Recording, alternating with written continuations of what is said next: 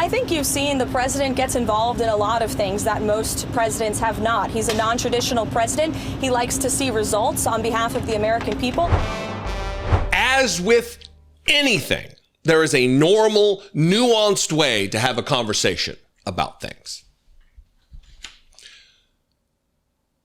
Right now, Donald Trump is trying to put his thumb on the scale on this deal with the Washington Commanders. Previous to that, it was the Washington football team. That's the name I'm a fan of. I've actually been a fan of what used to be called the Washington Redskins since I was a little kid. Since the 1980s, when I thought they were the Washington State Redskins, and since I grew up in Idaho, all of my cousins were Seattle Seahawks fans, and I thought, I'm going to be different. I like the Washington Redskins because I thought they were from Washington State. A stupid little kid. And that stuck for my whole entire life. I've been a Washington football fan. And it took me a while to come around on changing the name. Just as my politics changed over decades, so did my ideas about racism. And I used to be one of those dum-dums that would make arguments that, well, the Native American tribes, they helped design the logo back in the 30s or whenever it was, and not acknowledging that things change. People's understanding of bigotry and racism changes. We become more enlightened and we have a more fulsome understanding of the impacts that language has on populations. And when you have a name that's called the Redskins, it is definitionally racist. It's dealing with the color of their skin, not even in an accurate way.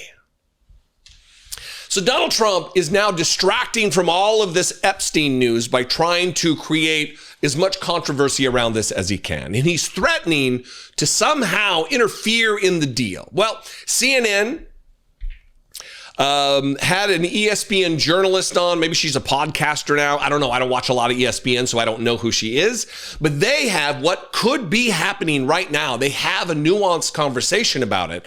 I'm going to play this. Then I'm going to throw to Karoline Leavitt being asked about this with Donald Trump. And her answer is just so telling about what they believe the job of the president is. Spoiler alert, there's no constitutional basis for anything they believe about what Donald Trump's job is. First, though, here's CNN having that nuanced conversation while also introducing the topic.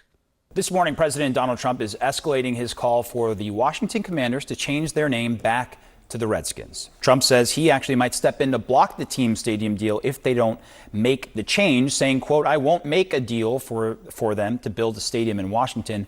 The team would be much more valuable and the deal would be much more exciting for everyone. It's unclear exactly what the president could do to follow through on this threat. The Commanders made the deal with D.C. Mayor Muriel Bowser. CNN contributor Carrie Champion joins us now to discuss this and more. So, Carrie, over in the NFL, President Trump obviously making those threats there. Even though it is in the city's jurisdiction, unclear what he could do. But is there any appetite for a move like that on the sports side where teams who have changed are now going to go back? You know, I think when this happened, it was during a different period, to his point, 2020, when they were talking about changing names. Many people call that the woke era. I don't think that the Washington once football team, now Commanders, wants to change their name. I think that they've found a new identity. And I know that you can talk to fans. Fans are a little mixed bag. In fact, if I were more honest about it, I'm sure some fans will tell you they miss the Redskins name. Sure.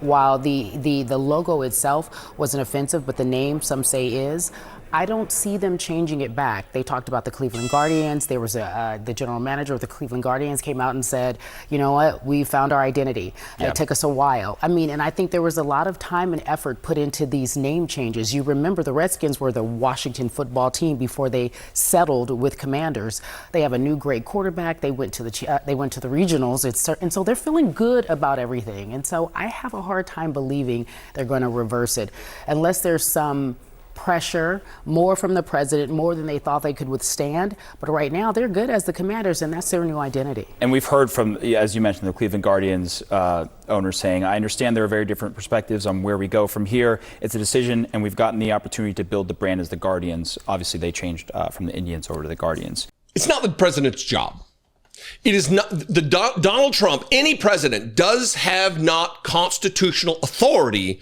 to do what he's doing.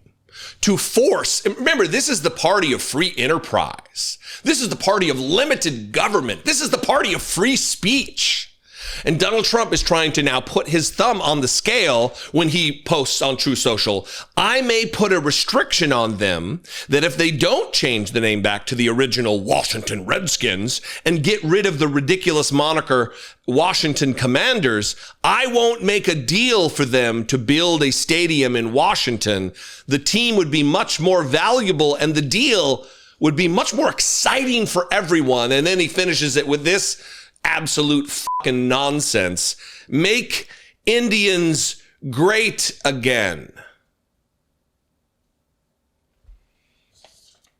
Karoline Leavitt was asked about this on the driveway of the White House, and her answer, again, very telling.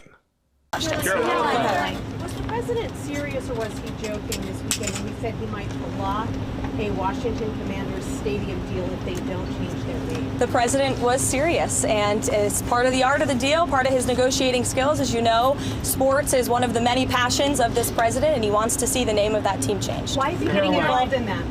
Why does he see that as part of his purview? I think you've seen the president gets involved in a lot of things that most presidents have not. He's a non-traditional president. He likes to see results on behalf of the American people. And if you actually poll this issue with sports fans across the country and even in this city, people actually do support the president's position on this and the name change. He's non-traditional. He gets involved in things that a lot of presidents don't. That's because they largely followed the United States Constitution. They largely took to heart their oath to this document that I was holding upside down. Donald Trump does not have anything to do with how a private organization names their sports team. It also does not matter that he's a big sports fan. He's an avid sports fan, or however she categorized it.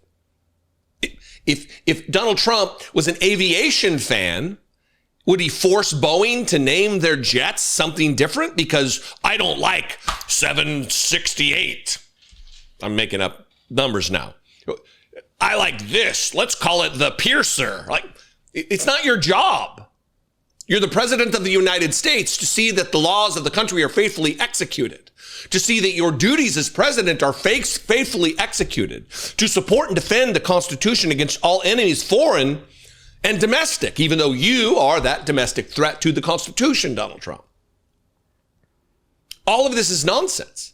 All of this is a distraction because of Donald Trump's decades-long friendship, his compatriotism with Jeffrey Epstein, the notorious abuser of children.